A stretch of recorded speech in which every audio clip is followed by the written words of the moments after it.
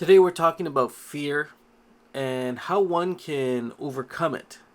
And in doing that, you will develop unshakable inner peace. You see, I think most people today are living in some level of fear or anxiety. And I believe at the root of it, there are three things that can help or hurt you.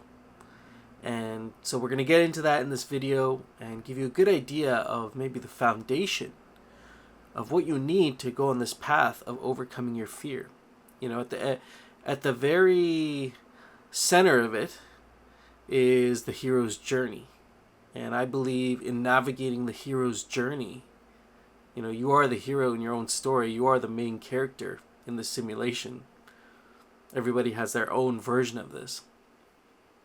And in navigating this, you're going to come across fear, right? Things that you'll have to overcome, things that will challenge you in ways that you may not want to proceed, right? I mean, let's talk about the hero's journey real quick, and where this fear comes up is, you know, you might be someone who is just tending to their own life in the monotony of life, you know, doing the same thing over and over and over again. The hamster wheel that's very oftentimes comfortable and does not require us to step beyond the boundaries we've created for ourselves, right? But then you get a call, an inner knowing, perhaps, or perhaps an external circumstance that allows you to step into uncertainty. And initially, it's very common to be like, that's not for me. That path is not for me, right? I did it too.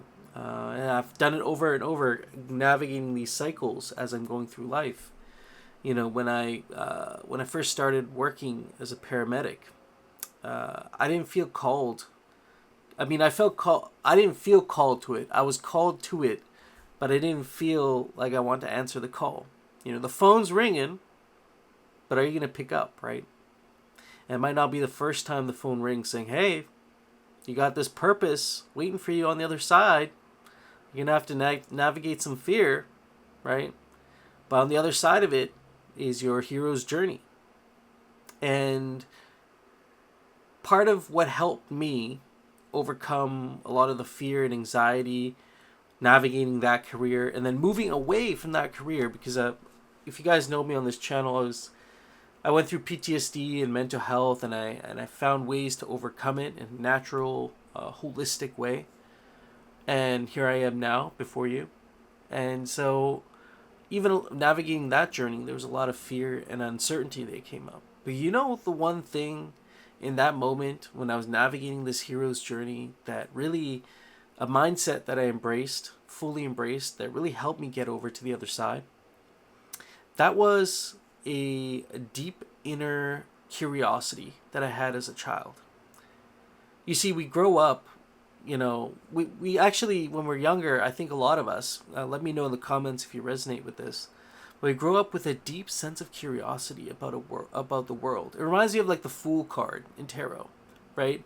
You see the Fool in tarot, and he's kind of leaping off the edge of the cliff, knowing that he doesn't know what is going to catch him on the other side, right? That is that inner child innocence, that level of innocent curiosity that gets eroded away by the materialistic society as we step into it. You know, that started happening for me like when I first started working my first job. You know, when we all start working our first jobs and earning money, we are now indoctrinated into the matrix, because now you have the form of exchange that will allow you to purchase materialistic things and become, you know, go on the path of materialistic things. And in doing that, I feel we get warped into, or what we give up is our sense of curiosity, that childlike, innocent curiosity of what's next. Because now there's an exchange happening, there's expectations that are put on us. You know, you got to show up to your job. You got to collect that paycheck. That paycheck now gives you freedom to buy what you want, but you lose the freedom of curiosity in the process. And so that was one of the things I definitely had to embrace when I went on the hero's journey. And Joseph Campbell writes about this, Hero with a Thousand Faces. It's a book that he published. And in navigating that, tapping into that childhood curiosity that I had helped me get through a lot of these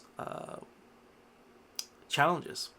It's like, what is on the other side? What is on the other side? Look into the unknown.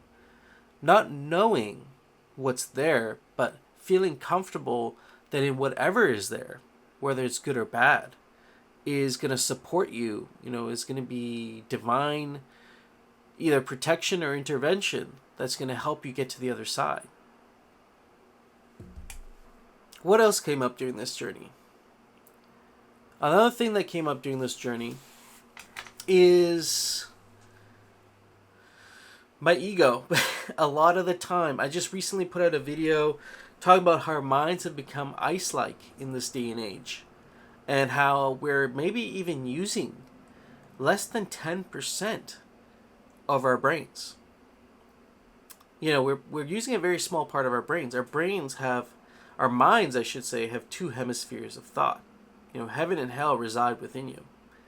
And most of us live in the left brain, the analytical brain that can make sense of things, that can see patterns, and, just really ground ourselves in the materialistic world, the materialistic plane that we're in. The part of consciousness that we fell from, there's two consciousnesses that reside within you. That left brain is the one we primarily dominantly use, which is our conscious consciousness. Then there's the unconscious consciousness, right? That is your right brain. That is responsible for abstract thought, thinking outside of the box, seeing things in a different perspective. It can also perceive of things beyond the materialistic nature, the right brain. And when these two brains work together, that's when we have more of a holistic version of reality. That's when we have less of a materialistic view of reality. But what happens is you can't be taken to the right brain. It's not something that will naturally happen. You have to actually practice stillness and meditation or prayer, what have you. In that stillness is when you can be carried away by this sort of cosmic thought. And in the left brain, you have your ego, which is sort of like a child that's kicking and screaming and demanding you do things. And most of us, we allow the ego to take control. It's imagine a child that is angry and throwing tantrums and is happy when it gets what it wants at the steering the ship of your life. That is what happened to most of us because we live in the left brain. That's where the ego dominates, resides. And what happens is when we try to go towards cosmic thought, especially if it's a radical change that you need to make in your life, the ego will want to pull you back to the left side. It will want to pull you back into the materialistic. It will want to pull you back into the grounded nature of this materialistic, physical, 3D reality. That's its job, is to keep you grounded. So the ego is not necessarily a bad thing. It's also a safety preservation mechanism that we grew up with, we evolved with over millennia. But at the same time,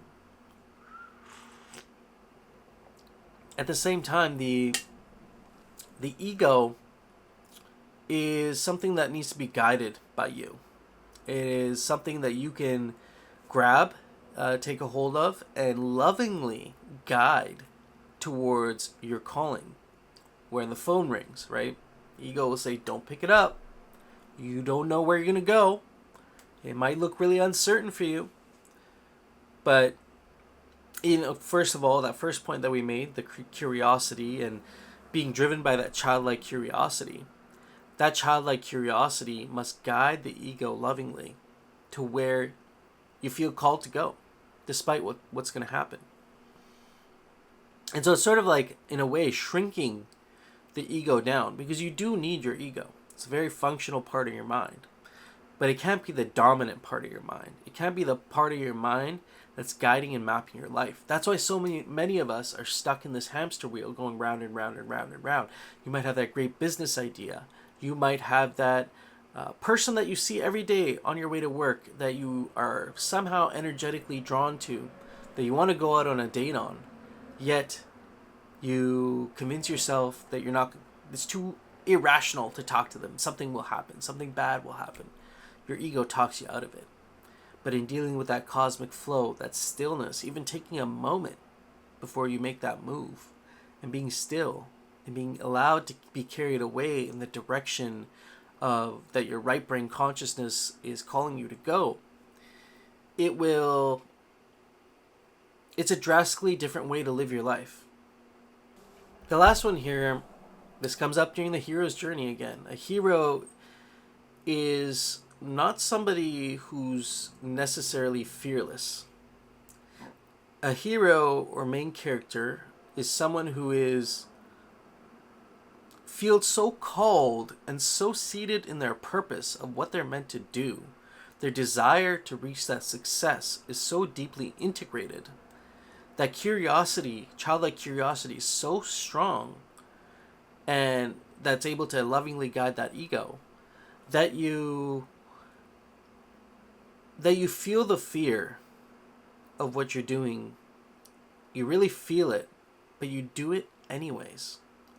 This goes back to lovingly guiding the ego. You see it kicking, him or her kicking and screaming and telling you to stop and digging its heels into the ground. And then you end up doing it anyway. You just say, fuck it. I'm going to go and do this anyway. And I'm going to make that move.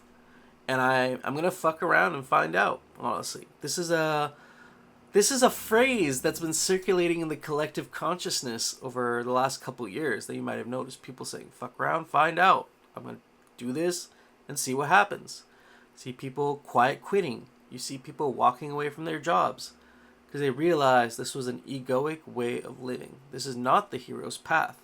This is not your true purpose. This is not why you came to this planet, this life that we're living. It's a finite amount of time that we call Earth School for you to learn your lessons, for you to upgrade your consciousness, for you to learn the lessons that you need and upgrade your consciousness so that you may move on to the infinite expanded awareness. And so you don't need to have to come back here over and over and over again as a soul who's constantly trying to learn a specific lesson. And each of us have a specific lesson. When we start to realize this, you'll be so strongly called to the hero's journey because you are the hero in your story. You are the main character in your story. We do live in each of our own simulations. Our external worlds are just us pushed out. And so when you start to embrace this path, remember these three things. Embrace your childlike curiosity. The ego should be shrunken down as if it is a child to be lovingly guided. And I forgot my last train of thought there.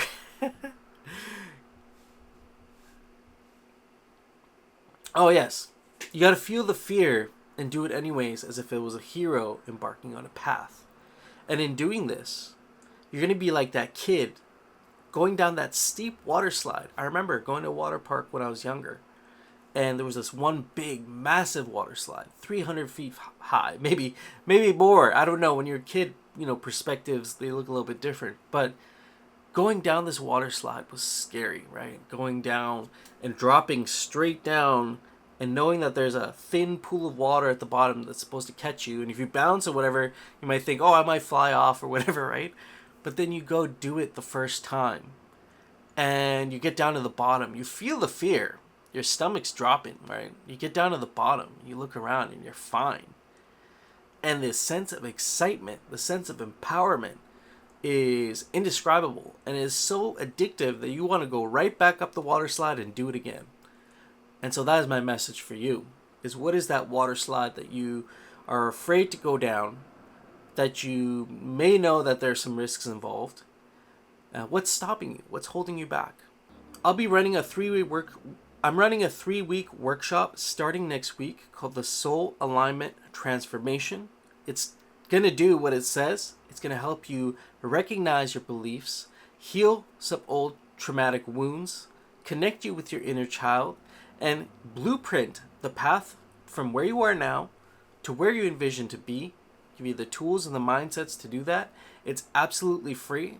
Normally would charge about $1,500 for something like this, but I feel like it's a great opportunity to connect with the followers I have right now, the subscribers I have right now, and really get to know each other a little bit and see what other opportunities unfold for us as we're walking this path together. So if that's something interesting for you, click the link down below. Subscribe to the channel if you have not already, my friend, and I'll see you next time. Peace.